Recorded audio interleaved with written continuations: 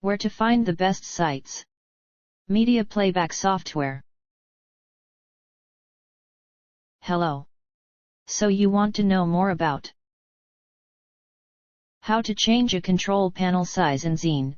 These selected resources on the web might help you. Our top-ranked site to learn about how to change a control panel size in Xine is stackoverflow.com. Specifically the page titled C number, change the size of the panel dynamically, Stack Overflow. Here's the link.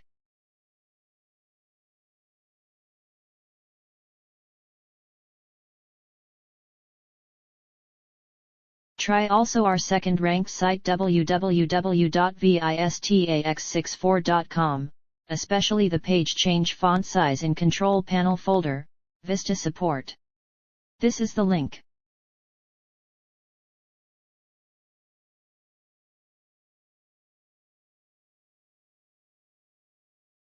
If you don't find useful information on the previous sites, see ask.brothersoft.com.